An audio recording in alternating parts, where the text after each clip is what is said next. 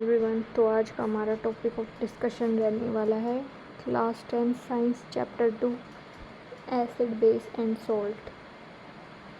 कि एसिड क्या होते हैं, बेस क्या होते हैं और सॉल्ट्स क्या होते हैं, क्या क्या इनकी प्रॉपर्टीज़ हैं। तो इस चैप्टर के एंड तक आपको पता चल जाएगा इसके बारे में। ठीक है, तो शुरू करते हैं। सबसे पहले एनसीईआरटी की लाइन बाई लाइन से शुरू करेंगे। तो इन्होंने ये बता रखा है कि आपने पिछली क्लासेस के अंदर भी पढ़ा था कि हम क्या कर रहे थे, फूड को टेस्ट कर रहे थे और सौर और बिटर के बेसिस पे हम क्लासिफाई कर रहे थे एसिड्स और बेसिस को।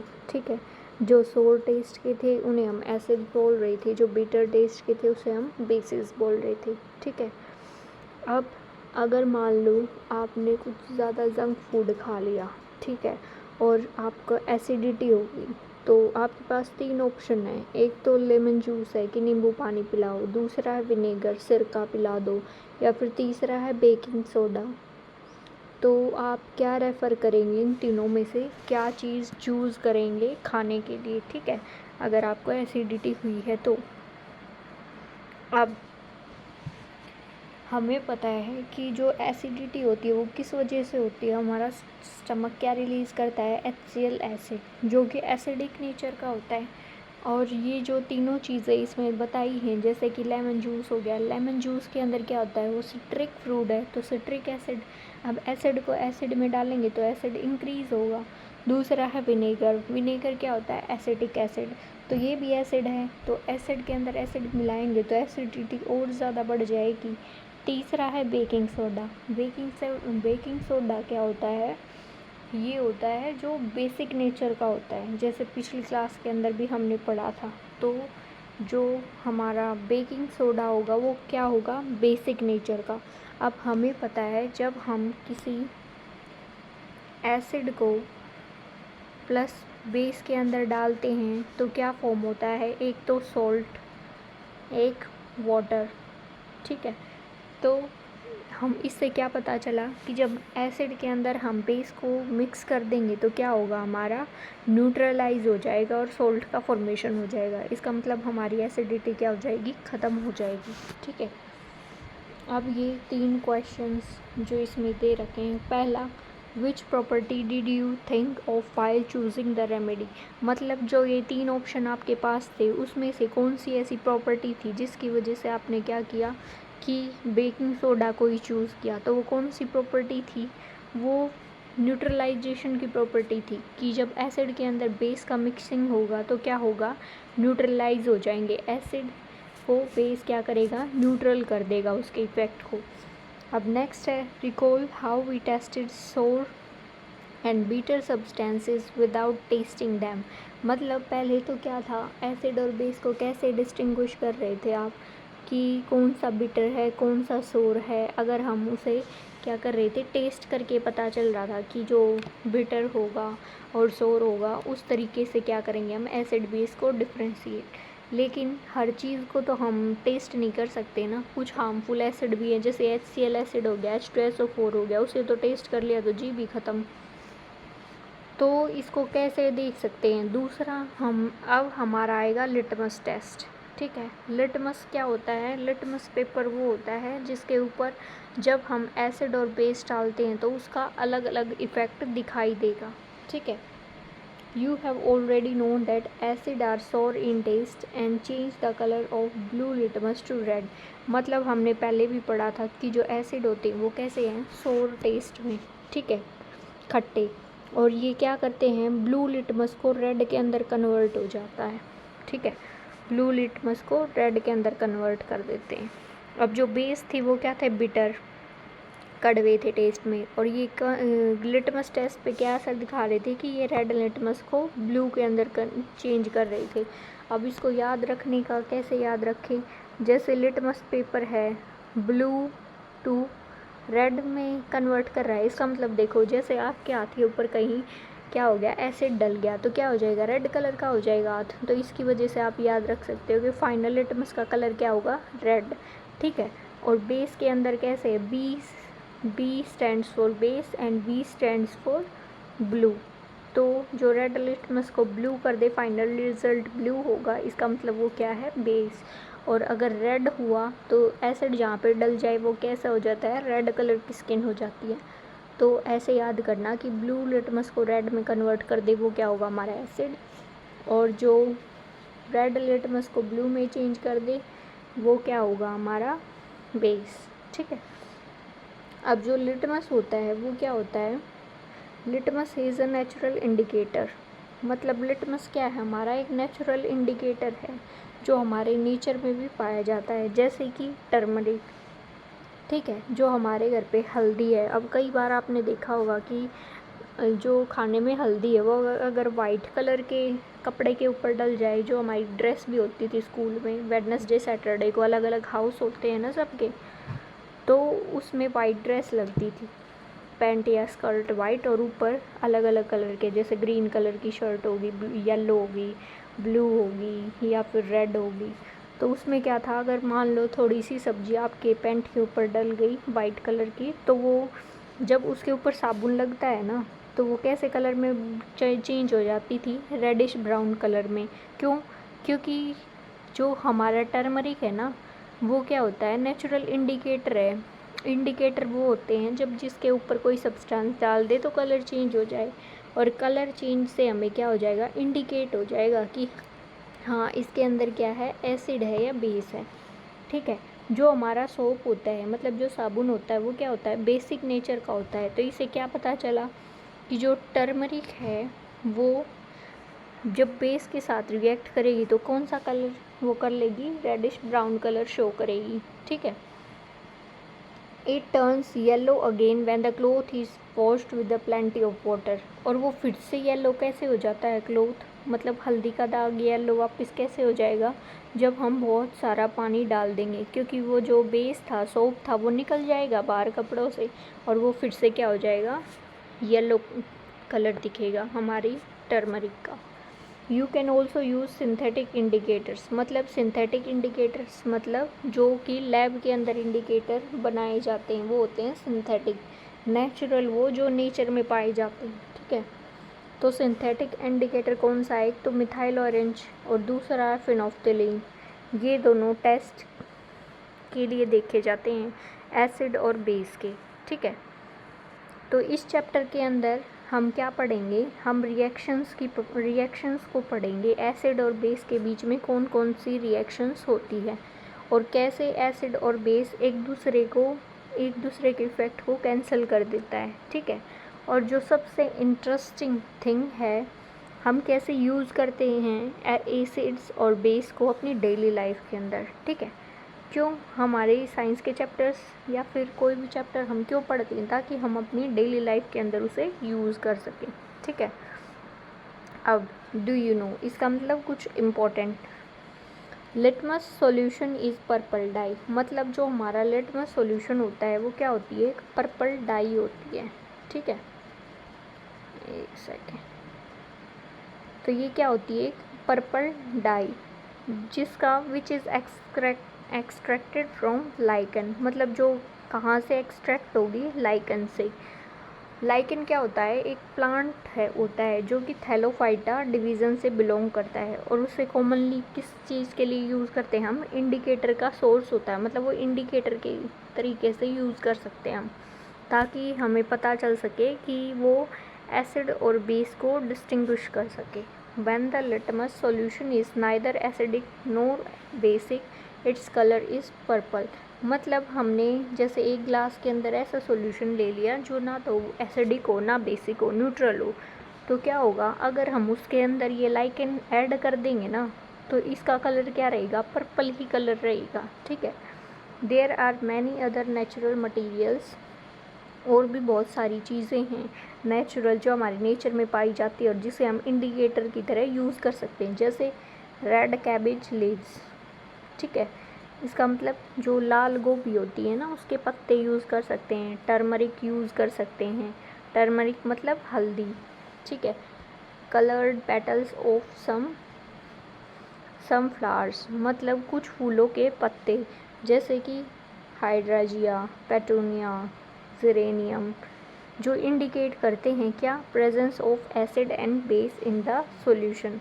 तो इनको क्या बोलेंगे हम, एसिड बेस इंडिकेटर्स या फिर सिंपल इंडिकेटर्स भी बोल सकते हैं। ठीक है, अब इसमें याद करने वाली क्या चीज़ है, अब तक याद करने वाली ये चीज़ है कि एग्ज़ाम में पूछ लेंगे which of the following is used as indicator.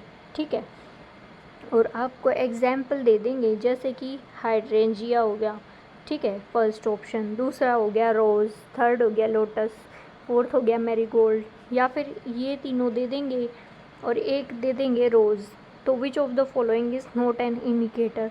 तो इस तरीके से आपको क्या करना है, ये नाम याद रखने हैं कि कौन कौन से नेचुरल इंडिकेटर हैं जो हम यूज़ कर सकते हैं, और जो नेचुरल नहीं थे वो कौन से थे, मिथाइल ऑरेंज और फिनोल्फ्थालीन। ठीक है, आई होप यहाँ तक समझ में आया होगा। अब एक क्वेश्चन है आपके लिए। क्वेश्चन क्या है, you have also been provided with 3 test tube. मतलब आपके पास क्या है, 3 ग्लास है मान लो। ठीक है, टेस्ट ट्यूब जो लेबोरेटरी के अंदर आपने एक्सपेरिमेंट किया होगा, या फिर सिंपल मान लो 3 ग्लास हैं आपके पास। ठीक है, एक के अंदर क्या है, डिस्टिल्ड वाटर है, और बाकी 2 के अंदर क्या है, एक के अंदर एसिडिक सॉल्यूशन है, एक के अंदर क्या है, बेसिक सॉल्यूशन। ठीक है, मतलब 3 ग्लास है, लाइन में रखे हैं, पहले में डिस्टिल्ड वाटर डाल दिया, दूसरे में एसिडिक सॉल्यूशन, और तीसरे में क्या डाल दिया, बेसिक सॉल्यूशन। ठीक है, अब हमें क्या करना है, रेड लिटमस पेपर लेना है, और रेड लिटमस पेपर को क्या करना है, पहले डिस्टिल्ड वाटर में डुबोना है, फिर एसिड के अंदर, फिर बेस के अंदर, और फिर हमने देखना है किसके अंदर उस लिटमस पेपर का कलर चेंज होगा। तो हमने थोड़ी देर पहले ही पढ़ा था कि जो रेड लिटमस को ब्लू में चेंज करता है वो क्या होता है, मतलब फाइनल प्रोडक्ट ब्लू है, B stands for blue and B stands for base. ठीक है, इसका मतलब जो जिस क्लास में बेसिक सॉल्यूशन होगा वही क्या करेगा, हमारे देखो इसके ऊपर रख दे, देखो यहाँ पे क्या है, डिस्टिल्ड वाटर। ठीक है, एक दूसरा ग्लास ले लिया यहाँ पे, इसके अंदर क्या है, एसिड। ठीक है, और ये तीसरा ले लिया बेस जिसके अंदर है। अब इसके अंदर क्या डाल देते हैं हम, हाँ इसके अंदर क्या डाल दिया, लिटमस पेपर, इसके अंदर भी डाल दिया लिटमस पेपर, और यहाँ पे भी डाल दिया क्या, लिटमस पेपर। और ये लिटमस पेपर कैसे कलर का है, रेड कलर का, तो इसे रेड कलर से कर दो। मतलब लिटमस पेपर एक ये है, एक ये है, और एक ये है। और हमें पता है कि रेड लिटमस को ब्लू में चेंज कौन करता है, बेस। ठीक है, तो कौन एक्ट करेगा, अब डिस्टिल्ड वाटर तो क्या है ना, एसिडिक है, बेस ना बेस है, तो इसके ऊपर कोई असर नहीं होगा, रेड का रेड रह जाएगा लिटमस पेपर। दूसरा है एसिडिक सॉल्यूशन। एसिडिक सॉल्यूशन क्या करता था, एसिडिक सॉल्यूशन करता था ब्लू लिटमस पेपर को रेड में कन्वर्ट। ठीक है, और ब्लू लिटमस पेपर, जो रेड लिटमस पेपर है, वो बेस के अंदर क्या करता था, बेस के अंदर जब हम डालेंगे blue litmus red litmus paper को, तो फाइनल ब्लू कलर में चेंज हो जाएगा। मतलब ये लिटमस पेपर जो रेड कलर का है ना, ये बाद में कैसा दिखने लग जाएगा, ये ऐसा दिखने लग जाएगा बेस में डालते ही। ठीक है, ब्लू कलर का। तो इससे हमें क्या पता चला कि जो रेड लिटमस पेपर था वो ब्लू किस में चेंज हुआ, सिर्फ बेसिक सॉल्यूशन के अंदर, और एसिडिक के अंदर और डिस्टिल्ड वाटर के अंदर कोई भी असर नहीं हुआ। ठीक है, आई होप आपको अच्छे से समझ में आया होगा लाइन बाय लाइन। अब आगे चलते हैं हम नेक्स्ट टॉपिक के अंदर। अब हम पढ़ेंगे कुछ केमिकल प्रॉपर्टीज़ किसकी, हमारे एसिड्स की और बेस की। ठीक है, अब acids and base in laboratory, मतलब हमारे लैब के अंदर जो एसिड और बेस यूज़ करते हैं वो। Collect the following solution from science laboratory, मतलब क्या करना है, कुछ सॉल्यूशन कलेक्ट करने साइंस लेबोरेटरी से, जैसे कि HCl हो गया, सल्फ्यूरिक एसिड हो गया, nitric acid, acetic acid, NaOH, CaOH whole twice, potassium hydroxide हो गया, magnesium hydroxide, MgOH whole twice, और क्या हो गया, अमोनियम हाइड्रोक्साइड NH4OH, हमें क्या करना है, एक ड्रॉप लेना है हर चीज़ का, मतलब अलग अलग ग्लास के अंदर ये सारे हैं, ठीक है। एक ग्लास के अंदर HCl है, एक के अंदर H2SO4 है, जितने नाम लिखे हैं ना सबको अलग अलग ग्लास में मान ले डाल रखा है, ठीक है। फिर हमने क्या करना है कि इनमें से एक एक ड्रॉप लेना है और वो किस पे डालना है, वॉच ग्लास के ऊपर, ठीक है, 1 बाय 1। और फिर क्या करना है, उसके ऊपर इंडिकेटर डालना है, ठीक है। और फिर देखना है जो कलर चेंज कैसा होगा, रेड लिटमस के साथ, ब्लू लिटमस के साथ, फिनोल्फ्थलीन के साथ और मिथाइल ऑरेंज के साथ, और उसकी ऑब्जर्वेशंस को लिखना है 2.1। तो ये एक्टिविटी कौन कराएगा, आपकी टीचर, ठीक है, क्योंकि ये लैब में परफॉर्म होगी। अब ऐसे तो परफॉर्म हो नहीं सकती। अब ये बात हमें पता है कि जो रेड लिटमस सॉल्यूशन है, अब देखो यहाँ पे सॉल्यूशन लिख दिया, जैसे यहाँ पे क्या लिख दिया, HCl, तो वो रेड लिटमस पेपर के ऊपर क्या इफ़ेक्ट करेगा, रेड लिटमस को नहीं चेंज करेगा, क्योंकि बेस चेंज करता है रेड लिटमस को। और ब्लू लिटमस पेपर को किस में चेंज कर देगा, रेड के अंदर, ठीक है। इसी तरीके से फिनोल्फ्थलीन और मिथाइल ऑरेंज का लिखना है आपको, ठीक है। फिर लिख दिया NaOH। NaOH क्या होता है, बेस होता है, तो ये रेड लिटमस पेपर को किस में टर्न कर देगा, ब्लू के अंदर, और ब्लू लिटमस पेपर को कोई असर नहीं होगा। ऐसे इन दोनों का करना है, ठीक है। तो ये करना है आपको। अब आगे, These indicator tell us whether a substance is acidic or basic। और ये इंडिकेटर हम क्यों यूज़ कर रहे हैं, ताकि हमें पता चले कि जो ऊपर सब्सटेंस थे वो एसिडिक नेचर के हैं या बेसिक नेचर के। क्यों, क्योंकि अगर इंडिकेटर उसमें डालेंगे तो क्या हो जाएगा, कलर चेंज हो जाएगा। These are सब substances which odor changes in acidic और मीडियम, बेसिक मीडियम। और कुछ सब्सटेंस ऐसे होते हैं जिनकी जो स्मेल होती है ना, ओडोर, वो क्या हो जाती है, चेंज हो जाती है एसिडिक और बेसिक मीडियम के अंदर, ठीक है। तो वो क्या होते हैं, ऑल्फैक्टरी इंडिकेटर्स, मतलब ऐसे इंडिकेटर्स जिसकी स्मेल चेंज हो जाती है जब हम उस पर एसिड या बेस डालें, तो वो क्या होते हैं, ऑल्फैक्टरी इंडिकेटर्स, ठीक है।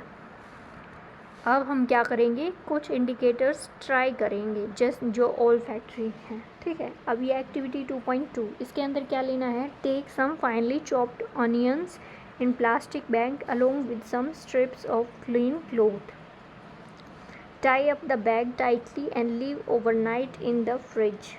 The cloth strips can now be used to test for acids and bases। मतलब क्या करना है, बहुत ही बारीक कटे हुए, जैसे मिक्सी में घुमा दो किसको, प्याज को, और फिर उसे क्या कर दो, प्लास्टिक बैग के अंदर डाल दो, और उसके साथ एक कॉटन का क्या करो, क्लीन क्लॉथ ले लो, मतलब एक स्ट्रिप ले लो किसकी, एक क्लीन क्लॉथ की, मतलब अच्छा साफ़ सुथरा कपड़ा, वो और जो चॉप्ड ऑनियंस हैं उनको एक बैग के अंदर डाल दो और उसे अच्छे से बंद कर दो, और फिर एक रात के लिए फ्रिज में रख दो। अगले दिन आप क्या करोगे, वो जो स्ट्रिप थी ना, कपड़ा था हमारा, उसे किस तरीके से यूज़ कर सकते हैं, एसिड बेस को अलग अलग करने के लिए, मतलब टेस्ट करने के लिए कि क्या एसिड है क्या बेस, हम यूज़ कर सकते हैं उस कपड़े को।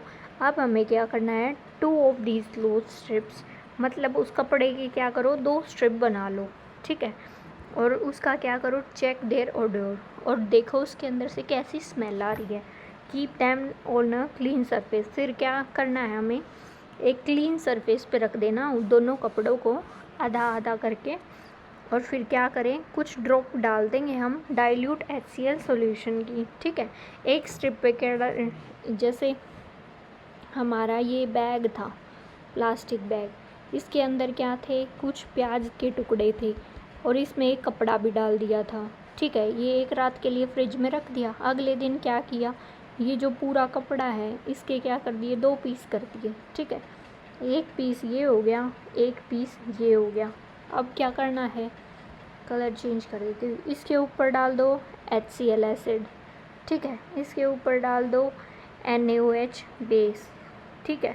अब ये देखना कि जब HCl एसिड डाला इस कपड़े के ऊपर तो क्या चेंज हुआ, और बेस डाला तो क्या चेंज हुआ, ठीक है। तो ये एक्टिविटी तो लैब में इजीली हो सकती है, घर पे नहीं हो सकती, क्योंकि घर के अंदर क्या है, HCl बेस एसिड नहीं मिलेगा। ठीक है, तो सारी एक्टिविटीज़ आपकी टीचर्स को लैब में करवानी चाहिए। आई होप करवाते भी होंगे। अब rinse both cloth strip with water and again check their odour. मतलब अब क्या करना है, इस कपड़े के ऊपर क्या था, HCl एसिड था। ठीक है, इस कपड़े के ऊपर क्या था, NaOH बेस डाल दिया था। अब क्या करना है, इन दोनों कपड़ों को क्या कर दो, पानी के अंदर साफ़ कर दो, पानी डाल के धो दो इन्हें। अब फिर से इनकी स्मेल देखो, इसकी स्मेल कैसी होगी और इसकी स्मेल कैसी होगी, ये आप नोट करो। और take some dilute vanilla essence and clove oil and check their odour. और कुछ अलग भी चीज़ें यूज़ कर सकते हैं, जैसे कि कुछ वैनिला के एसेंस हो गए या फिर क्लोव ऑयल, जो लौंग होती है हमारी, उसका ऑयल यूज़ करो, उनकी स्मेल देखो और फिर एसिड बेस डाल के उनके बाद फिर कैसी स्मेल आती है वो देखो। तो ये एक्टिविटी है। ठीक है, ये आपकी टीचर्स करवाएंगी, क्योंकि HCl एसिड घर पे अवेलेबल नहीं होता, ना ही NaOH बेस। ठीक है, अब which of these vanilla, onion और क्लोव, मतलब क्या क्या लिया था, वैनिला लिया था, ओनियन मतलब प्याज लिया था, और क्लोव मतलब जो लौंग होती है वो लिया था। ये क्या यूज़ हो सकते हैं, ऑल फैक्ट्री इंडिकेटर्स पे। ठीक है, तो अगर एग्जाम्पल पूछे जाएं कि which of the following is used as olfactory indicators, और एग्जाम्पल में लिख दे पोटैटो, टमाटो, ऑरेंज या फिर अनियन, तो आप किसे सिलेक्ट करोगे, अनियन। तो ये 3 नाम याद रखने हैं, वैनिला, ओनियन और क्लोव। ठीक है, let us do some more activities to understand the chemical properties of acid and bases. अब एसिड और बेस की प्रॉपर्टी जानने के लिए हमें क्या करना है, कुछ और एक्टिविटी करनी पड़ेंगी। ठीक है, how do acid and base react with metals. मतलब अब हमें देखना है कि किसी एसिड के अंदर बेस मिला दो, नहीं, एसिड और बेस को किसी मेटल के साथ रिएक्ट करवाओगे तो कैसा होगा। ठीक है, क्वेश्चन मतलब पहले ही लिख रखा है कि ये एक्टिविटी क्या होगी, टीचर की प्रेजेंस में होगी, अकेले नहीं करना है। ठीक है, तो इसमें क्या करना है, एक अपरेटस, ये यहाँ पे, ये तो बढ़िया एक्टिविटी है, अच्छी है, ये तो घर पे हो ही नहीं सकती, वैसे भी नहीं करनी। तो पहले देखते हैं हम स्टेप्स क्या क्या हैं। क्या करना है, हमें क्या लेना है, 5 ml dilute sulphuric acid H2SO4 लेना है एक टेस्ट ट्यूब के अंदर। उसके अंदर क्या डालो, जिंक के ग्रैन्यूल्स, मतलब कुछ टुकड़े क्या डाल दो, जिंक के डाल दो।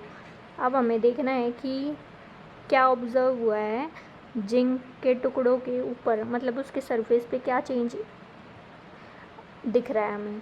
अब क्या करना है, pass the gas being evolve through the soap solution, मतलब हमें गैस पास करनी है जो कहाँ से निकल रही थी, सोप सॉल्यूशन से। Why are bubbles formed in the soap solution, और ये देखना है कि बबल्स क्यों फॉर्म हो रहे हैं, कहाँ पे, सोप सॉल्यूशन के अंदर।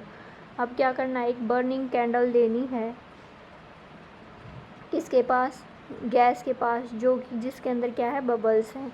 अब देखना है कि क्या असर हुआ उस कैंडल के ऊपर, उस बबल्स का। नाउ इस एक्टिविटी को दोबारा रिपीट करना है किसके साथ, HCl एसिड, HNO3 और CH3COOH के साथ, एसिटिक एसिड के साथ। और फिर क्या करना है, इसकी ऑब्जर्वेशंस लिखनी है अलग अलग स्टेप्स की।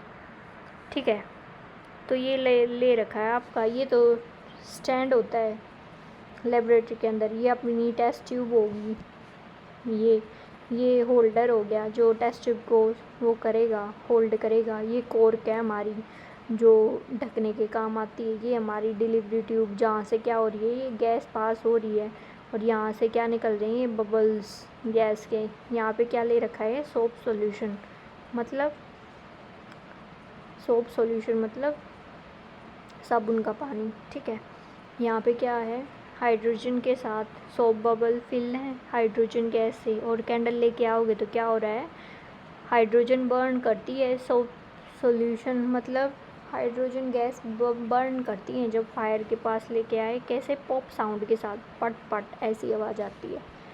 ठीक है, तो ये एक्सपेरिमेंट था। ऐसा क्यों हुआ ये अब हम आगे देखेंगे, पढ़ेंगे, ठीक है। ऐसा इसलिए हुआ, note that metal in the above reaction displace hydrogen atom from acid and hydrogen gas forms a compound called a salt, ठीक है। एसिड क्या होता है, एसिड के अंदर क्या होता है, H हाइड्रोजन, जैसे क्या है HCl, ठीक है। उसके अंदर क्या डाल दिया, Zn, जिंक डाला था। अब इसकी रिएक्शन होगी, अब जो ये जिंक है ये तो क्लोरीन के साथ वो बना लेगा अपना सोल्ट ZnCl2, क्योंकि क्लोरीन की वैलेंसी क्या होती है 1 और जिंक की क्या थी 2, तो क्या हो जाएगी, इसकी वैलेंसी इसके पास, इसकी इसके पास, तो क्या हो जाएगा ZnCl2, ये तो सोल्ट बन गया। और रह गया क्या पीछे, H, हाइड्रोजन रह गया ना। अब इस हाइड्रोजन से क्या बन जाती है, हाइड्रोजन गैस, H2 गैस, ठीक है। क्योंकि इसे बैलेंस करेंगे तो HCl कितना लेना पड़ेगा, 2 मॉलिक्यूल, 2 मोल लेना पड़ेगा, क्योंकि फॉर्म क्या हो रहा है ZnCl2, जिंक तो एक ही है, यहाँ पे एक लिया था, Cl2 क्या है, दो हैं इसके अंदर, यहाँ पे 2 है, इसका मतलब स्टार्टिंग में 2 होने चाहिए, तो आगे 2 लगा दिया, इसका मतलब हाइड्रोजन 2, एक हाइड्रोजन दूसरे हाइड्रोजन के साथ कोवलेंट बॉन्ड बना के क्या बना लेता है हमारा H2 गैस, ठीक है। तो जो ऊपर एक्सपेरिमेंट था उसमें क्या हो रहा था, H2 गैस रिलीज़ हो रही थी, और H2 गैस जब कैंडल के पास लेके जाएंगे तो क्या होता है, पॉप साउंड की आवाज़ आती है, जैसे पटाखे बजाते हो जब फट फट, इस टाइप की आवाज़ आती है, ठीक है। तो पहली प्रॉपर्टी क्या पता चली कि जब हम एसिड को मेटल के साथ डाल देते हैं तो क्या होता है, एक तो सोल्ट बनता है और हाइड्रोजन गैस क्या होती है, निकलती है। दूसरा, अगर ये पूछें कि हाइड्रोजन गैस को कैसे वो करेंगे, तो कैंडल के पास ले जाने से पॉप साउंड आती है, ठीक है। नेक्स्ट एक्टिविटी 2.4, इसके अंदर क्या करना है, कुछ पीस लेने हैं जिंक के। अब उसके अंदर क्या डाल दो, 2 ml सॉल्यूशन डालना है NaOH का, मतलब बेस लेना है, ठीक है। अब क्या करना है, वार्म द कंटेंट, वो उसके अंदर H2 क्या था, NaOH के अंदर क्या करना है, सोडियम हाइड्रोक्साइड है ये रिएक्शन, इसके अंदर क्या करना है, जिंक डालना है, ठीक है। फिर इसे गर्म कर देना। अब इस एक्टिविटी को ऑब्जर्व करना, क्या इसमें भी वो गैस रिलीज़ हो रही है, पॉप साउंड आ रही है कैंडल ले जाने के बाद या नहीं आ रही। तो फिर से हमें क्या पता चलेगा कि जो हमारा बेस जब मेटल के साथ रिएक्ट कर रहा है तो भी क्या हो रही है, H2 गैस रिलीज़ हो रही है, ठीक है। और ये रिएक्शंस है ना, मतलब ये टाइप की रिएक्शन ज़रूरी नहीं है कि हर मेटल दे, कुछ मेटल हैं जो ये रिएक्शंस नहीं देते, ठीक है। तो उनके भी ये बताएंगे कौन कौन से। How do metal carbonates and metal hydrogen carbonates react with acid, मतलब अगर मेटल कार्बोनेट ले लें, ठीक है, या फिर क्या ले लें, मेटल हाइड्रोजन कार्बोनेट ले लें। मेटल कार्बोनेट मतलब M2CO3, ठीक है। मेटल हाइड्रोजन कार्बोनेट मतलब जैसे NaHCO3। अब ये एक्टिविटी करनी है, फिर से क्या लेना है, 2 टेस्ट ट्यूब ले लो जिसका नाम लिख देना A और B, मतलब 2 टेस्ट ट्यूब, एक पे A लेबल लगा दो, एक पे B। एक के अंदर लेना है क्या, 0.5 ग्राम क्या लेना है, sodium carbonate Na2CO3 first test tube के अंदर। दूसरे के अंदर क्या लेना है, 0.5 ग्राम NaHCO3 सोडियम हाइड्रोजन कार्बोनेट, ठीक है। अब क्या करना है, 2 ml डाइल्यूट HCl डाल दो दोनों के अंदर, ठीक है।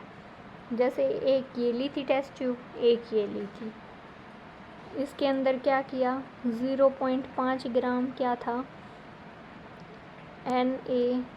Na2CO3, ठीक है। इसके अंदर 0.5 ग्राम क्या था, NaHCO3, ठीक है।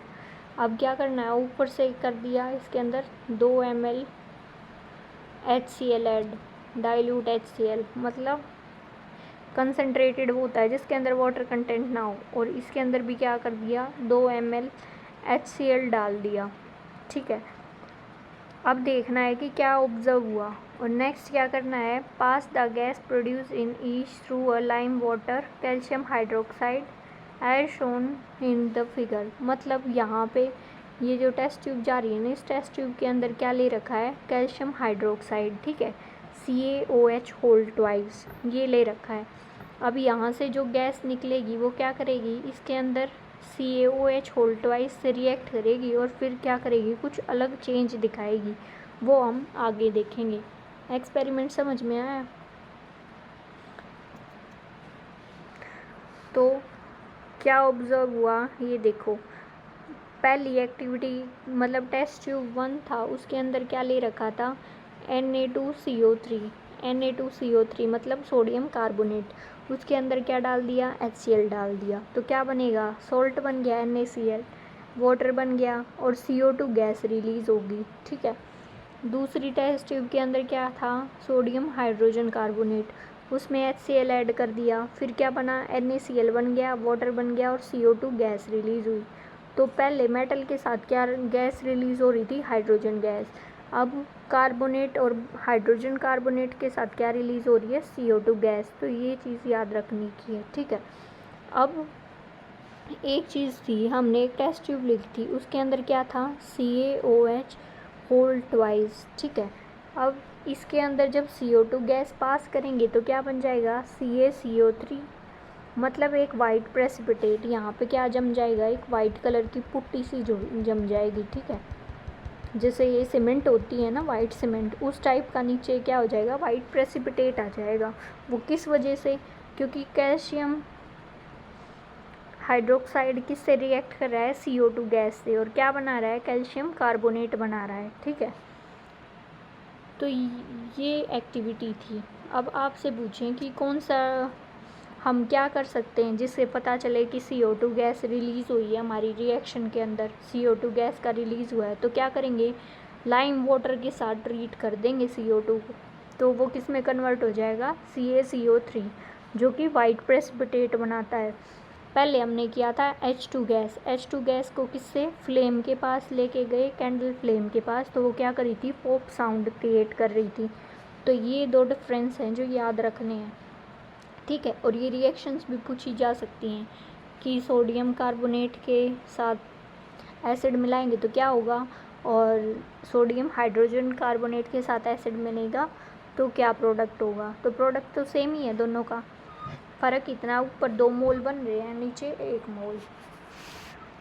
अब ये इम्पोर्टेंट है कि कौन सा टेस्ट है जिससे हमें पता चलेगा CO2 गैस है, तो CaOH होल ट्वाइस से, ठीक है। लाइम वाटर में पास करेंगे तो CaCO3 बन जाएगा, calcium carbonate.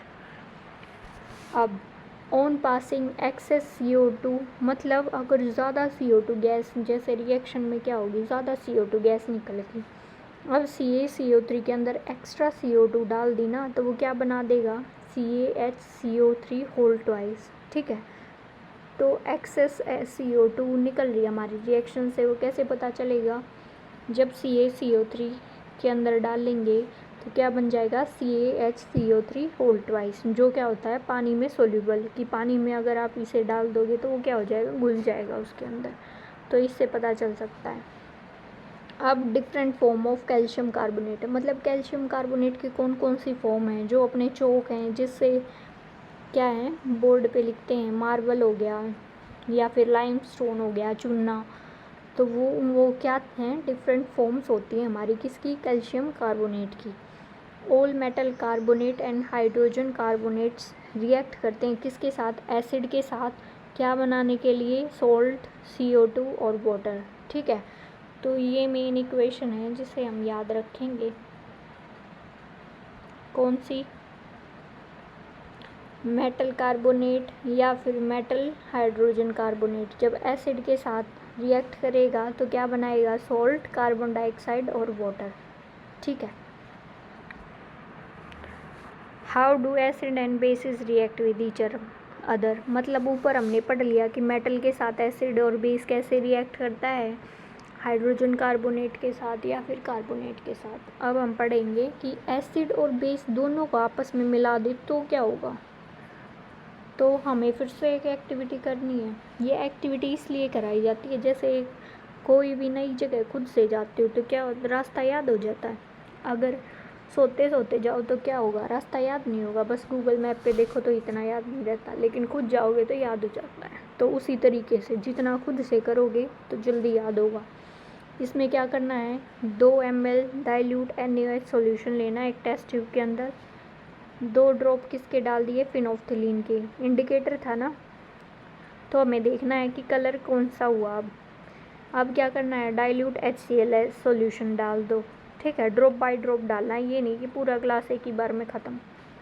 If there any colour change for the reaction mixture, और फिर से देखना है कि कोई कलर चेंज हुआ या नहीं। Why did the colour of phenolphthalein change after the addition of acid, और फिर पता करना है कि जब एसिड के अंदर मतलब एसिड ऐड किया उस सॉल्यूशन के अंदर, बेस में क्या था। देखो शुरू में क्या था, एक टेस्ट ट्यूब थी, इसमें क्या था, बेस, ठीक है। फिर डालिए इसके अंदर फिनोफ्थिलीन, पी से डिनोट कर देती हूँ मैं, ठीक है। बेस के अंदर ये क्या है, बेस, एक सेकेंड, बेस है इसके अंदर अपना, और इसमें क्या कर दिया, फिनोफ्थिलीन ऐड कर दिया जो कि ब्लैक कलर के डॉट से है। अब ऊपर से क्या कर दिया, इसके अंदर एसिड डाल दिया, तो ऊपर से डाल रहे हो इसके अंदर एसिड, ठीक है। तो जब बेस के अंदर फिनोफ्थिलीन डाला तो कोई कलर का चेंज नहीं था, जब एसिड डाला तो क्या हो गया, फिनोफ्थिलीन का कलर चेंज हो गया, ठीक है। तो कौन सा कलर हुआ ये भी देखना है। Now add a few drop of NaOH to above mixture, मतलब ये तीनों मिला दिए थे, अब ऊपर से क्या कर दिया, दोबारा NaOH सॉल्यूशन डाल दिया, मतलब बेस डाल दिया ऊपर से। तो क्या होगा, एसिड था, एसिड के साथ क्या हो जाएगा, बेस रिएक्ट कर देगा, तो एसिडिक मीडियम ख़त्म। फिर क्या करना है, जो हमारा पिंक कलर था फिनोफ्थिलीन का, वो फिर से आ जाएगा जो डिसअपियर हो गया था पहले। Why do you think this happen, और ये ऐसा क्यों हुआ, बता सकते हो। जो फिनोफ्थिलीन होता है वो बेस के साथ कोई रिएक्शन नहीं देता, कोई कलर चेंज नहीं देता, लेकिन फिनोफ्थिलीन का क्या होता है, पिंक कलर। जब उसके अंदर एसिड डालते जाओगे तो क्या हो जाएगा, वो पिंक से कलरलेस हो जाता है। अब पिंक से कलरलेस हो गया, ठीक है, क्यों, क्योंकि हमारा सॉल्यूशन क्या हो गया, एसिडिक सॉल्यूशन, ठीक है। अब क्या हुआ, ऊपर से बेस डाल दिया, इसका मतलब जो एसिडिक सॉल्यूशन था कुछ बेस तो लग गया उसे न्यूट्रलाइज करने में। अब ज़्यादा डाल दिया तो क्या हो जाएगा, वो बेसिक हो जाएगा, ठीक है। तो अगर बेसिक हो गया, बेस का तो फिनोफ्थिलीन पे कोई असर ही नहीं होता, तो वो वापस क्या हो जाएगा, पिंक कलर में चेंज हो जाएगा। जैसे एक गिलास पानी है, उसके अंदर क्या किया, आधा चम्मच नमक डाल दिया, ठीक है, तो क्या हो गया, नमक का पानी। अब उसके अंदर क्या कर दिया, 3 चम्मच चीनी डाल दिया, अब वो क्या हो गया, नमक का पानी थोड़ी ना रहा, चीनी होगी ना, तो मीठा लगेगा, वो नमकीन नहीं लगेगा। अब फिर से 10 चम्मच नमक डाल दिया, तो वो चीनी का पानी नहीं रहा, फिर क्या हो गया, नमक का पानी हो गया, ठीक है। तो अब टेस्ट कैसा आएगा, नमक का। तो सेम इसी तरीके से यहाँ पे है, पहले क्या था, एसिड और बेस की रिएक्शन, सॉल्यूशन कैसा हुआ, एसिडिक हो गया। फिर बेस डाला तो सॉल्यूशन कैसा हो गया, बेसिक हो गया। बेस डालेंगे तो फिनोफ्थिलीन पे कोई असर नहीं होगा, ठीक है, फिनोफ्थिलीन पिंक कलर का होगा। अगर फिनोफ्थिलीन में एसिड डालेंगे तो क्या हो जाएगा, पिंक से कलरलेस हो जाएगा, ठीक है। ऊपर वाली एक्टिविटी के अंदर हमने क्या ऑब्जर्व किया कि जो इफ़ेक्ट है बेस का वो नलीफाई कर दिया किसने, एसिड ने, ठीक है, मतलब न्यूट्रलाइज कर रहे थे वो एक दूसरे को। और ये इक्वेशन कैसे लिखी जाएगी, NaOH के अंदर जब HCl एसिड डालेंगे तो क्या बन जाएगा, NaCl और वाटर, ठीक है। तो नीचे क्या है, अब आपसे पूछे कि न्यूट्रलाइजेशन रिएक्शन क्या होती है, तो जो रिएक्शन एसिड और बेस के बीच में हो और फिर क्या फॉर्म हो, सॉल्ट और वाटर बने ना, उसी को क्या बोलते हैं, न्यूट्रलाइजेशन रिएक्शन, ठीक है। अगर टीचर ये कह दे कि लिख के दिखाओ जनरल फॉर्मूला क्या होगा, तो ये होगा कि बेस के अंदर एसिड डाला तो क्या बना, सॉल्ट बना और वाटर बना, ठीक है। अब रिएक्शन किसकी, मेटल ऑक्साइड की एसिड के साथ। तो ये प्रॉपर्टीज़ चल रही हैं कि कैसे मेटल और मतलब एसिड और बेस के साथ, पहले तो मेटल रिएक्ट कर रहा था, फिर कार्बोनेट बाइकार्बोनेट और हाइड्रोजन कार्बोनेट रिएक्ट कर रहे थे।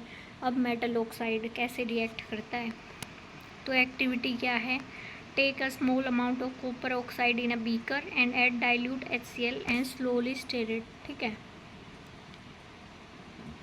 फिर क्या देखना है, कलर देखना है सॉल्यूशन का, और कॉपर ऑक्साइड कैसे कलर का हो गया।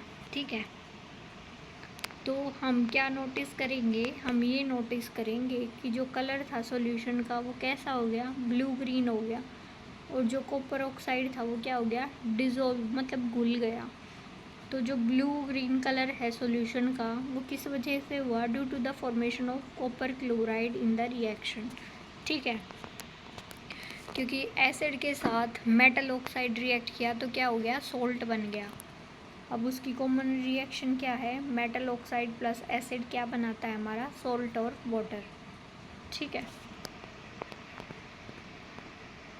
अब next, now write and balance the equation for the above reaction since the metal oxide react with acid to give salt and water similar to the reaction of base with an acid, metal oxide are said to be basic oxide. ठीक है, जो metal oxide react कर रहे थे acid के साथ वो क्या दे रहे थे, सॉल्ट और वाटर। सिमिलरली जो रिएक्शन है बेस की एसिड के साथ मेटल ऑक्साइड के साथ वो क्या हो जाएगी, बेसिक ऑक्साइड हो जाएंगे। ठीक है, reaction of a non metallic oxide with base, मतलब हम एक नॉन मेटेलिक ऑक्साइड लेंगे और उसकी रिएक्शन करवाएंगे बेस के साथ। नॉन मेटेलिक मतलब जो मेटल ना हो जिसके अंदर, जैसे सोडियम, मैग्नीशियम, लिथियम, ये क्या होते हैं, एल्कली मेटल्स होते हैं। ठीक है, एल्कली और एल्कलाइन मेटल्स। अब वो मेटल नहीं लेने, हमें क्या करने हैं, नॉन मेटल लेने हैं। ठीक है, जैसे पी ब्लॉक के ले लिए। अब क्या करना है, use of the reaction between CO2 and CaOH whole twice. मतलब हमने ऊपर देखी थी ना कि जब CO2 गैस को किससे, कैल्शियम हाइड्रोक्साइड लाइम वाटर से क्या कर रहे थे, पास कर रहे थे, तो वाइट प्रेसिपिटेट बन रहा था। ठीक है, calcium hydroxide which is the base, मतलब CaOH होल ट्वाइस क्या है, एक बेस होता है जो रिएक्ट करता है किसके साथ, CO2 के साथ, क्या बनाने के लिए, सॉल्ट और water. Since this is similar to the reaction between base and acid, और ये बिल्कुल सेम किस तरीके से दिखती है ये रिएक्शन, जैसे हम एसिड और बेस के अंदर रिएक्शन करवाते हैं तो क्या बनता है, सॉल्ट और वाटर। उसी तरीके से जब हमने CO2 गैस और कैल्शियम हाइड्रोक्साइड को रिएक्ट करवाया था तो क्या बना था, सॉल्ट और वाटर। ठीक है, तो इससे हम क्या कंक्लूड कर सकते हैं, मतलब कि जो मेटल ऑक्साइड होते हैं ना वो एसिडिक इन नेचर, ये इम्पॉर्टेंट लाइन है। ठीक है, याद रखनी है क्या, कि जो मेटल के ऑक्साइड होते हैं वो क्या होते हैं, एसिडिक इन नेचर। एसिडिक मतलब जो एसिड की तरह बिहेव करें। ठीक है, नॉन मेटेलिक ऑक्साइड्स मतलब जो नॉन मेटल के ऑक्साइड हैं वो किसकी तरह बिहेव कर रहे थे, एसिड की तरह। ठीक है, अब क्वेश्चंस है, why should curd and sour substance not be kept in brass and copper vessels, मतलब जो हमारी दही होती है और या फिर जो खट्टे प्रोडक्ट होते हैं उन्हें हम ब्रास और कॉपर के अंदर क्यों नहीं रखते। मतलब ये मेटल के रिएक्शन दिखा रखी है किसके साथ, एसिड के साथ, क्योंकि इस कर्ड के अंदर क्या होता है हमारा, कर्ड क्या होती है, सोर मतलब एसिडिक नेचर की होती है ना, लैक्टिक एसिड। और सोर सब्सटेंस जैसे कि क्या हो गया, लेमन जूस हो गया, जो जिसके अंदर एसिड हो, खट्टे फ्रूट्स, तो वो एसिड हो गई। एसिड क्या कर रहे थे, मेटल के साथ रिएक्ट करके हाइड्रोजन गैस प्रोड्यूस कर रहे थे जो कि हार्मफुल थी। इसी वजह से हमें क्या करना चाहिए, खट्टे फलों को, सब्जियों को या फिर खाने को किस में नहीं रखना चाहिए, जो हमारी दही है उसको भी ब्रास, तांबे या फिर कॉपर के बर्तनों में नहीं रखना चाहिए। ठीक है, second question, which gas is usually liberated when an acid react with metal. Acid metal के साथ रिएक्ट कर रहा था तो कौन सी गैस निकल रही थी, ये अभी ऊपर भी बताया मैंने, तो हाइड्रोजन गैस निकल रही थी। ठीक है, और इसका एग्जाम्पल लिया था, कैसे लिया था, एक सेकेंड, जैसे ले लिया HCl एसिड, ठीक है, प्लस में जिंक के साथ रिएक्ट किया था तो क्या बन रहा था, ZnCl2, मतलब क्लोरीन 2 है प्रोडक्ट में, इसका मतलब ये भी क्या लेने हैं 2। अब ये 2 हाइड्रोजन यहाँ से क्या बना लेंगे, H2 गैस। ठीक है, how will you test for the presence of this gas. अब H2 गैस को कैसे वो कर रहे थे, यहाँ पे क्या लेके आ रहे थे आप, फ्लेम, एक जलती हुई कैंडल, इसके पास लेके आओगे ना हाइड्रोजन गैस के, तो क्या बन रहा था, एक पॉप साउंड रिलीज हो रही थी। ठीक है, तो इस क्वेश्चन का आंसर मिल गया। अब नेक्स्ट है, metal compound A react with, मतलब एक मेटल कंपाउंड है ए, वो रिएक्ट कर रहा है डाइल्यूट HCl के साथ, क्या बना रहा है, एफरवेंस। ठीक है, बुलबुले से। The gas evolve extinguishes a burning candle, मतलब जो, देखो इसका क्या है, ये ए कंपाउंड है, इसके साथ क्या मिला दिया, HCl, डाइल्यूट HCl। ठीक है, तो ये क्या बना रहा है, बुलबुले से, मतलब एक गैस निकल रही है, और इस गैस को जब आप क्या कर रहे हो, बर्निंग कैंडल, एक मोमबत्ती के पास लेके जा रहे हो, तो मोमबत्ती क्या होगी, बुझ गई। ठीक है, तो हमें देखना है ये कौन सा कंपाउंड हो गया जो एसिड के साथ मिलके ये गैस रिलीज़ कर रहा है। ठीक है, और ये गैस कौन सी है जिसकी वजह से क्या हो रहा है, ये कैंडल बुझ गई। अब इसका हिंट दे देती हूँ मैं, जो गैस हम एक्सहेल करते हैं ना, मतलब इनहेल क्या करते हैं, ऑक्सीजन, और जो सी गैस हम एक्सहेल मतलब सांस बाहर निकालते जब निकलती है वही गैस है। ठीक है, तो मेटल कौन सा होगा, मेटल कंपाउंड है मतलब ए। ठीक है, वो HCl के साथ मिक्स करके क्या बना रहा है, ये, इसका मतलब क्या होना चाहिए, वो हाइड्रोजन कार्बोनेट, या क्या होना चाहिए, बाइकार्बोनेट। और फिर एक केमिकल रिएक्शन लिखनी है, if one of the compound is CaCl2, मतलब एक कंपाउंड क्या बन रहा है, CaCl2, मतलब कैल्शियम क्लोराइड। ठीक है, तो इसका मतलब मेटल कौन सा यूज़ हुआ है, कैल्शियम, तो यहाँ पे एक ही जगह हो जाएगा CaHCO3, हाइड्रोजन कार्बोनेट, या फिर क्या हो सकता है, CaCO3। ठीक है, कैल्शियम बाइकार्बोनेट, इसी की वजह से क्या होगा, ये जो कैल्शियम है इस क्लोरीन के साथ मिक्स हो गए, 2 मोल लेने पड़ेंगे, तो इसके साथ मिक्स हो गए क्या बनाएगा, ये CaCl2 बना लेंगे, और दूसरी गैस कौन सी रिलीज़ होगी, CO2 गैस। जैसे मोमबत्ती के ऊपर आप फूंक मार देते हो तो वो बुझ जाती है, क्यों, क्योंकि हम बाहर कौन सी गैस निकालते हैं, कार्बन डाइऑक्साइड गैस। तो मैंने आपका आंसर दे भी दिया, तो ये रिएक्शन आपको खुद लिख लेनी है अपनी कॉपी के अंदर। समझ में आ गया होगा ना। Why do all acid and all base have in common, मतलब अब हमें देखना है कि इन दोनों के अंदर कॉमन क्या क्या चीज़ है, मतलब एसिड और बेस के अंदर कॉमन चीज़ें क्या क्या हैं।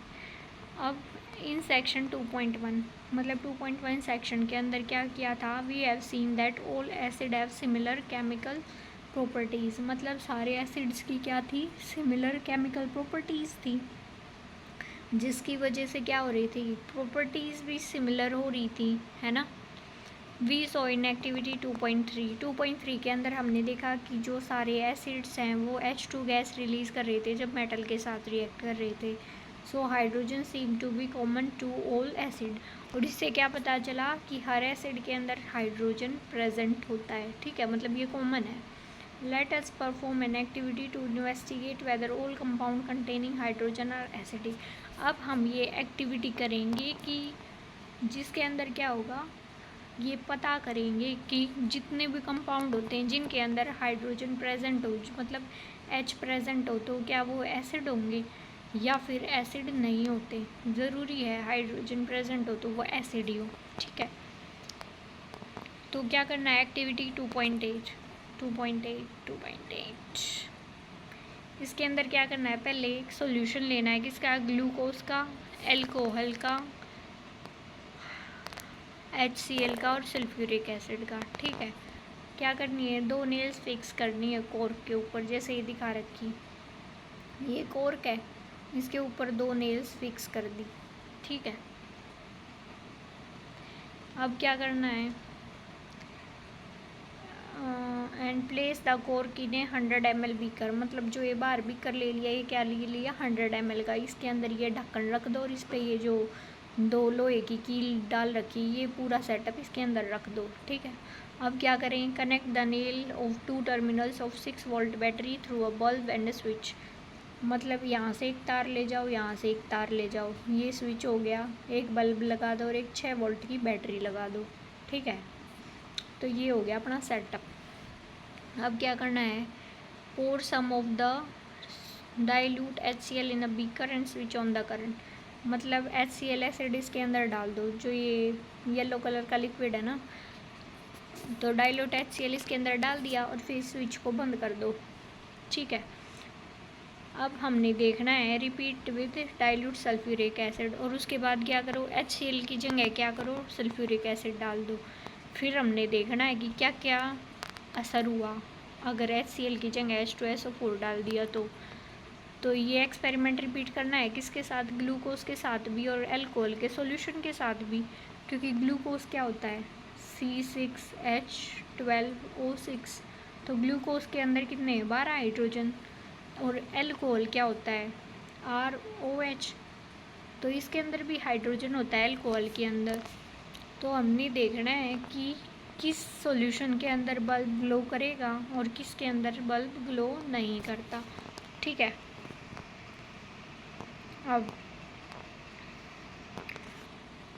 The bulb will start glowing in the case of acid, और जो बल्ब है ना सिर्फ तभी ग्लो करेगा, मतलब बल्ब तभी चसेगा कब, जब एसिड होगा सॉल्यूशन, मतलब जो सॉल्यूशन डाला था वो क्या हो एसिडिक हो। But you will observe that glucose and alcohol solution do not conduct electricity, और फिर हमें क्या पता चलेगा कि जो ग्लूकोज का सॉल्यूशन था और अल्कोहल का सॉल्यूशन था जैसे इथेनॉल का, अगर वो डाला ना तो बल्ब ग्लो नहीं हुआ। क्यों, क्योंकि वो इलेक्ट्रिसिटी को कंडक्ट नहीं कर रहे थे। Glowing of bulb indicate that there is a flow of electric current through the solution, और बल्ब कब जलेगा, जब इलेक्ट्रिसिटी पास होगी उस सॉल्यूशन से। The electric current is carried through the acidic solution by ions, acid क्या होता है H पॉजिटिव आयन देता है। ठीक है, एसिड है वो H पॉजिटिव आयन वो करेगा, और ये जो H पॉजिटिव आयन है ये क्या करते हैं, इलेक्ट्रिक करंट को कैरी करते हैं। ठीक है, एसिडिक सॉल्यूशन के अंदर। अब acid contain H+ ions as cation. ठीक है, H+ आयंस जो कंटेन करेंगे वो क्या होंगे कैटाइन। मैंने इसे ऐसे याद किया था कि जैसे कैट क्या होती है पॉजिटिव, मतलब कैट जिसके घर में हो वो क्या होते हैं खुश खुश रहते हैं, तो कैट मतलब पॉजिटिव, तो हाइड्रोजन के ऊपर क्या होगा पॉजिटिव चार्ज, मतलब किसी भी चीज़ के ऊपर क्या हो, जैसे कोई वो दे दिया नॉर्मल, जैसे H पॉजिटिव है, या फिर क्या हो मेटल के ऊपर N नहीं है, इसके ऊपर पॉजिटिव चार्ज, तो ये आयन है, तो ये कौन सा आयन होगा कैटायन। ठीक है, जो पॉजिटिव चार्ज वाले आयन होते हैं वो कैटायन होते हैं, और जो नेगेटिव चार्ज वाले आयन होते हैं ना यहाँ पे नेगेटिव चार्ज, तो क्या होंगे एनायन। तो मैंने ऐसे याद किया था जो पॉजिटिव चार्ज, मतलब कैट क्या होती है पॉजिटिव। ठीक है, तो कैटायन। आंटी क्या होती है हमेशा नेगेटिव, क्योंकि आंटी ताने देती रहती है कि बच्चे के नंबर कम आए, ये हुआ सब कहती है। तो एनायन, एनायन से बन गया आंटी, तो एनायन आंटी, आंटी क्या होती है नेगेटिव, तो इससे याद रखना, ये ट्रिक है छोटी सी याद करने की, कैटाइन और एनायन, आगे भूलोगी नहीं। ठीक है, और जो एनायन होते हैं जैसे कि Cl-, मतलब जो नेगेटिव होंगे वो क्या होंगे एनायन, जैसे हमारी आंटियाँ। इन HCl NO3- के अंदर, NO3- किसके अंदर है एनायन, HNO3 के अंदर, SO4 क्या है H2SO4 के अंदर, क्योंकि H+ अलग हो जाते हैं और SO4 बाकी जो रह गया वो नेगेटिव चार्ज। अब CH3CO- किसके अंदर नेगेटिव चार्ज है एनायन, CH3COOH के अंदर। Since the cation present in the acid is H+, मतलब जो एसिड के अंदर कैटाइन प्रेजेंट है, कैटाइन मतलब पॉजिटिव, तो क्या होगा H पॉजिटिव आयन। इससे क्या पता चल रहा है कि जो एसिड है वो हाइड्रोजन आयन देते हैं सॉल्यूशन के अंदर, जिसकी वजह से क्या होता है एसिडिक प्रॉपर्टी शो होती है।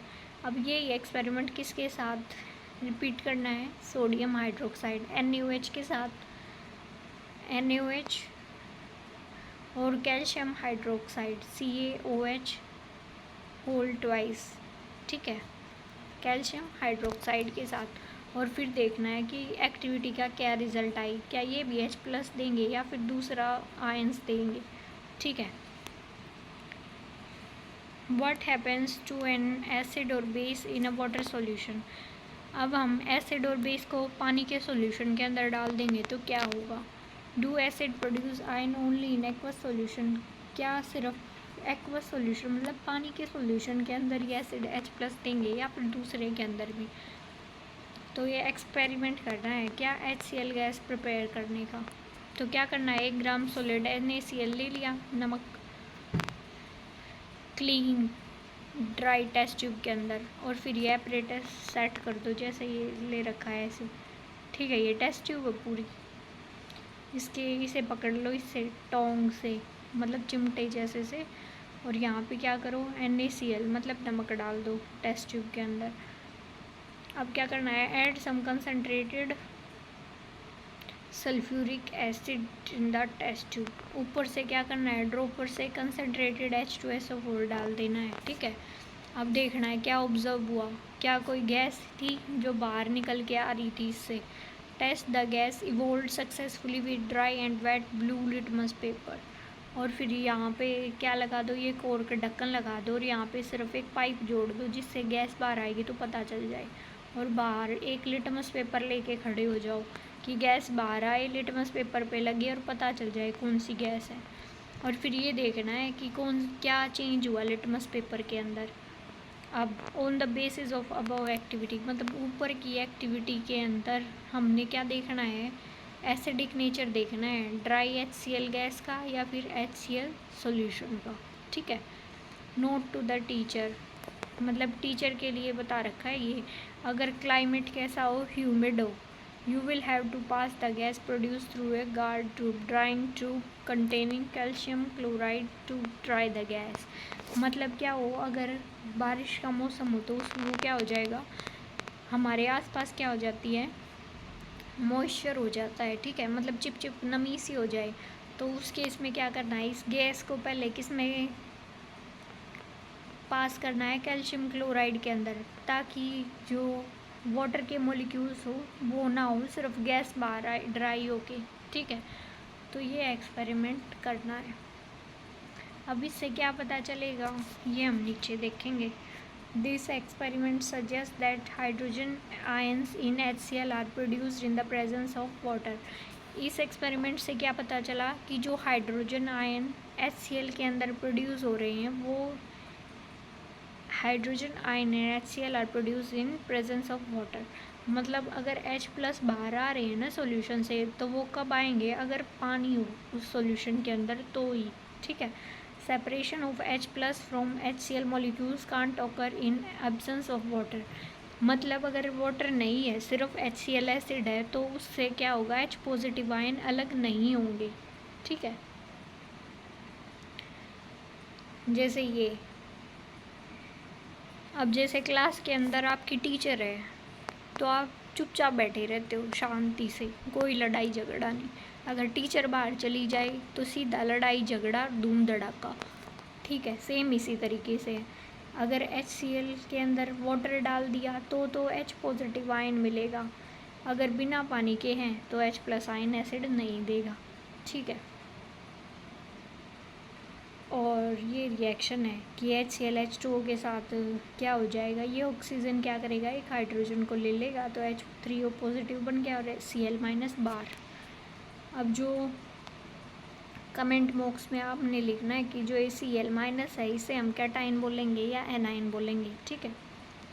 अब hydrogen ions can not exist alone, मतलब ये हाइड्रोजन आयन है, जैसे हमारे सॉल्यूशन के अंदर क्या हो गया H+ आयन, तो ये नहीं होगा कि हमारे सॉल्यूशन में H+ आयन ऐसे ही एग्जिस्ट करेगा, मतलब H+ अलग घूमता रहेगा अपना, ऐसा नहीं होगा। जो वाटर का मॉलिक्यूल होता है ना H2O, वो क्या करेगा, इस H+ के साथ क्या बना लेगा, बॉन्ड बना लेगा, ठीक है। यहाँ पे इलेक्ट्रॉन है इसके, ये इसको इलेक्ट्रॉन दे देगा और ये किस में कन्वर्ट हो जाएगा, H3O पॉजिटिव के अंदर, ठीक है। तो सॉल्यूशन के अंदर H प्लस नहीं रहेगा, H3O पॉजिटिव इस फॉर्म में प्रेजेंट होगा H पॉजिटिव आयन, ठीक है। अब आगे we have seen that acids give H3O positive or H plus ion in the water. What happens when a base is dissolved in water? मतलब हमने ये तो देख लिया कि एसिड को पानी के अंदर मिलाएंगे तो या तो H प्लस आयन दे देगा या फिर हाइड्रोनियम आयन H3O पॉजिटिव। लेकिन क्या होगा अगर हम एक बेस को डिज़ोल्व कर दे पानी के अंदर, तो वो क्या होगा, दो चीज़ों से बना है, जैसे NaOH, ठीक है। तो वो किस में कन्वर्ट हो जाएगा, Na पॉजिटिव के अंदर और OH माइनस के अंदर। तो जैसे एसिड H प्लस दे रहा था तो बेस क्या दे देगा, OH माइनस दे देगा, ठीक है। तो ये रिएक्शन रही, इस रिएक्शन को ध्यान रखना कि बेस पानी के अंदर क्या OH माइनस रिलीज़ करते हैं। अब जैसे KOH हो गया, KOH क्या है, बेस है, पोटेशियम ऑक्साइड, तो ये किस में कन्वर्ट हो जाएगा, K प्लस आयन अलग हो जाएगा, OH माइनस अलग हो गया। MgOH होल ट्वाइस क्या है, ये वाटर के अंदर Mg2 पॉजिटिव 2OH माइनस, ये अलग हो गया, ठीक है। तो इससे क्या पता चला कि बेस क्या जनरेट करते हैं, OH माइनस आयन जनरेट करते हैं पानी के अंदर। Bases which are soluble in water are called alkalis, वो बेस जो पानी के अंदर घुल जाए उन्हें क्या बोलेंगे हम, एल्कलीज, ठीक है। अब है डू यू नो, कितनी और रहेगी, how do strong acid and base reacts, पूरा बड़ा चैप्टर है अभी तो ये, है ना। pH का रह गया, चलो सिर्फ इतना करते हैं कि कैसे, हाउ डू यहाँ तक करेंगे बस।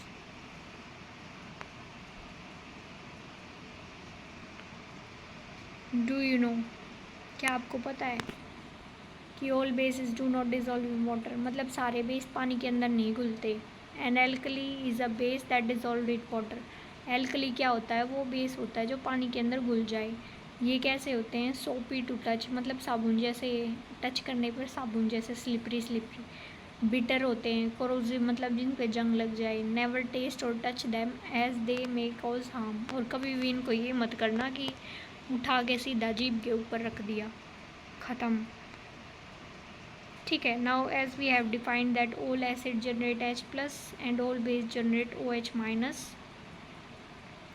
हमने ये देख लिया कि सारे एसिड क्या जनरेट कर रहे थे, H positive ions aqueous medium के अंदर, एक्वस मीडियम मतलब पानी का मीडियम, और बेस क्या निकाल रहे थे बाहर, OH माइनस, ठीक है। We can view the neutralisation reaction, तो न्यूट्रलाइजेशन रिएक्शन कैसे होगी, एसिड प्लस बेस क्या देंगे, एस सॉल्ट और वाटर, ठीक है, क्योंकि एसिड का HX है, ठीक है।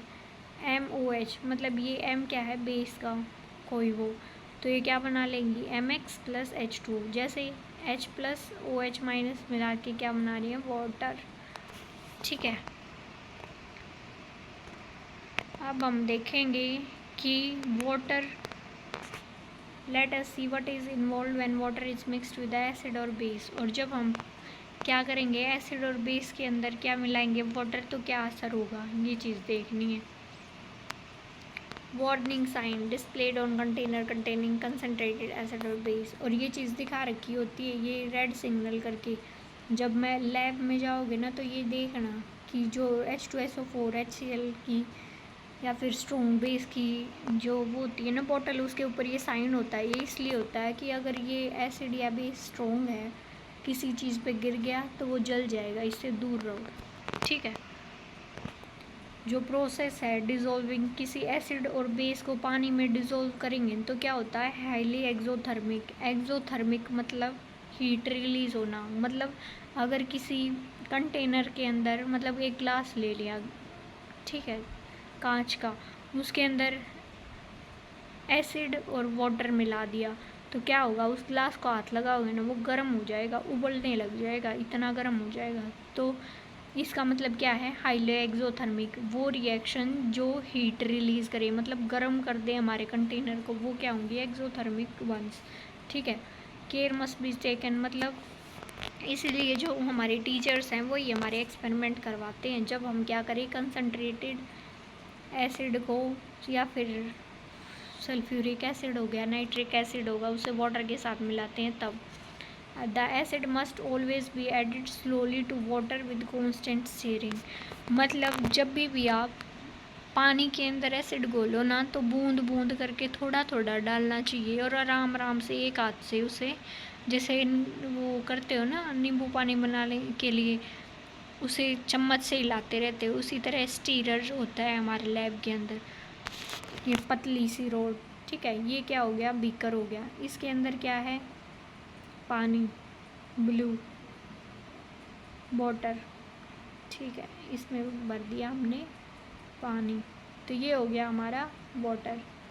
अब हमने क्या करना है, ऊपर से एसिड डालना है। एसिड कर लिया रेड कलर का, तो ऊपर से रेड कलर का एसिड डालना है। तो ये डालेंगे ना तो एक एक बूंद करके डालना है, और साथ में क्या रखनी है, एक रोड जो इसे गोल दे, साथ साथ में घुलता रहे ये पानी, यूं यूं गोलते हैं। ठीक है, तो ये एसिड ऊपर से एक एक बूंद डल रहा है, और ये एक हाथ से क्या कर रहे हो तुम, इसे घोल दे रहे हो।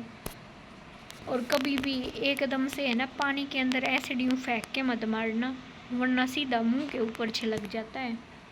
तो ऐसा नहीं करना चाहिए। इसी वजह से क्या कहते हैं, कभी भी एसिड के अंदर पानी नहीं डालना चाहिए, ये चीज़ याद रखनी है, क्योंकि वो हाईली एक्सोथर्मिक है, वो वापस से स्प्लैश आउट हो जाता है और फिर जल जाएगी आपकी स्किन। ठीक है, इसमें लिखा भी हुआ है कि water is added to concentrated acid, the heat generated may cause mixture of splash out and cause burns. मतलब अगर आपने एसिड के अंदर पानी डाल दिया ना, तो क्या होगा, एकदम से हीट जनरेट होगी, मतलब भाप होती है ना, जैसे कुकर खुलता है तब भाप तेज़ तेज़, तो वैसे ही भाप जनरेट होगी, हीट, और वो क्या हो जाएगा, एकदम से आपके मुंह के ऊपर आके लगेगी, तो वो जल जाता है। इसी वजह से हमेशा पानी के अंदर थोड़ा थोड़ा ड्रॉप वाइज एसिड डालना चाहिए। द ग्लास कंटेनर में also break due to excessive local heating. और ज़्यादा अगर डाल दिया ना तो क्या होगा, वो ग्लास जिसके अंदर घोल रहे थे ना वो भी टूट के फट जाएगा। Look out for the warning science. तो हमेशा क्या करनी चाहिए, जो बॉटल्स के ऊपर वार्निंग साइन है उन्हें देखना चाहिए। जो कंसनट्रेटेड सल्फ्यूरिक एसिड या फिर NaOH के पैलेट्स के ऊपर बॉटल्स पे लिखा होता है वो सब। Mixing N acid base with water result in decrease in concentration of ions per unit volume. मतलब किसी उसके अंदर एसिड या बेस डालते हो ना पानी के अंदर, तो क्या हो जाता है, कंसनट्रेशन आयंस की क्या हो जाती है, कम हो जाती है यूनिट वॉल्यूम के अंदर। ठीक है, such a process is called dilution. और इसी प्रोसेस को क्या बोलते हैं, डाइल्यूशन। द एसिड और base is said to be diluted. और एसिड और बेस को डाइल्यूट कब बोलोगे, जब उसके अंदर वाटर का एडिशन हो। ठीक है, अब आगे question, why do HCl and HNO3 show acidic character in aqueous solution. ठीक है, तो क्यों शो कर रहे थे, क्योंकि H+ आयन देते हैं एसिडिक, इसी की वजह से एसिडिक नेचर था। Why solution of compound like alcohol and glucose do not show acidic character. इन्होंने एसिडिक कैरेक्टर क्यों नहीं शो किया, क्योंकि H+ आयन नहीं देते। अब second question, why does an aqueous solution of acid conduct electricity. मतलब एक्वस सॉल्यूशन है किसका, एसिड का, एसिड और पानी को मिला रखा वो सॉल्यूशन है। ठीक है, तो वो उसके अंदर से क्या हो रही है, इलेक्ट्रिसिटी पास हो रही है। तो ऐसा क्यों हुआ, क्योंकि H+ आयंस है हमारे सॉल्यूशन के अंदर, इस वजह से। अब अगला third question, why does dry HCl gas not change the colour of dry litmus paper. तो इसने क्यों चेंज नहीं किया, क्योंकि अगर ड्राई HCl गैस होगी ना तो वो आयंस के अंदर स्प्लिट नहीं होगी। जो एक सेकेंड, ड्राई HCl होगी ना जिसके अंदर क्या हो, वाटर ना हो, HCl होगी, तो वो H+ के अंदर स्प्लिट नहीं होगी। अगर H+ नहीं बनेगा तो H2 गैस नहीं निकलेगी, H2 गैस नहीं निकलेगी तो कलर क्यों चेंज होगा। ठीक है, तो ये रीज़न था। नेक्स्ट है फोर्थ क्वेश्चन। फोर्थ क्वेश्चन क्या है, वाइल डाइल्यूटिंग एन एसिड, कि जब आप किसी एसिड को डाइल्यूट कर रहे हो तो ये आपको वार्निंग दी जाती है या फिर टीचर आपको ये समझाते हैं कि जो एसिड है उसे पानी के अंदर डालना चाहिए, ना कि एसिड की बोतल के अंदर पानी डाल देना चाहिए। ऐसा क्यों? क्योंकि रिएक्शन क्या होती है, हाईली एक्सोथर्मिक। अगर आपने एसिड के अंदर पानी डाल दिया तो वो हाईली एक्सोथर्मिक, ज़्यादा हीट रिलीज़ होगी, वो ग्लास तो टूटेगा ही, साथ में एसिड और वाटर आपके मुंह के ऊपर आके स्प्लैश हो जाएगा। ठीक है, नेक्स्ट है how is concentration of hydronium ions affected when the solution of acid is diluted. मतलब किसी सॉल्यूशन के आप अंदर ज़्यादा पानी मिलाते जा रहे हो तो क्या असर होगा हाइड्रोनियम आयन पे, तो वो कम होते जाएंगे। अब जैसे मान लो 1 गिलास पानी के अंदर क्या कर दिया, 1 चम्मच चीनी डाल दी, ठीक है, फिर 1 जग पानी के अंदर 1 चम्मच चीनी डाल दी। तीसरा है 1 बड़ी टंकी के अंदर 1 चम्मच चीनी डाल दी, तो मीठा किस में लगेगा, जब 1 चम्मच चीनी 1 गिलास में डलेगी। ठीक है, मतलब चीनी तो तीनों चीज़ों में 1 चम्मच है, लेकिन क्वांटिटी क्या हो रही है उसकी, पानी की ज़्यादा होती जा रही है। उसी तरीके से जो एसिड है उसके अंदर H+ तो वही रहेंगे, लेकिन पानी ज़्यादा होने की वजह से क्या हो गया, जो H+ है वो पर यूनिट वॉल्यूम के अंदर कम हो जाएंगे। ठीक है, नेक्स्ट है how is concentration of hydroxide ion affected when excess base is dissolved in solution of NaOH। मतलब जब कंसंट्रेटेड NaOH है वो कैसे अफेक्ट होगा, जब एक्सेस बेस डिजोल्व हो जाएगा किसके अंदर, हाइड्रोक्साइड आयन के अंदर। तो इस क्वेश्चन का आंसर आप ढूंढ के कमेंट बॉक्स के अंदर दोगे। आज का कार्यक्रम यहीं समाप्त, आगे सेकंड पार्ट आएगा, उसके अंदर हम पढ़ेंगे pH के बारे में, और कितना स्ट्रॉन्ग एसिड और बेस कितना स्ट्रॉन्ग है वो कैसे पता चलेगा। ठीक है, हमारी डेली लाइफ के अंदर ये कैसे यूज़ होते हैं। तो अगला पार्ट ज़रूर देखना। ठीक है, थैंक यू।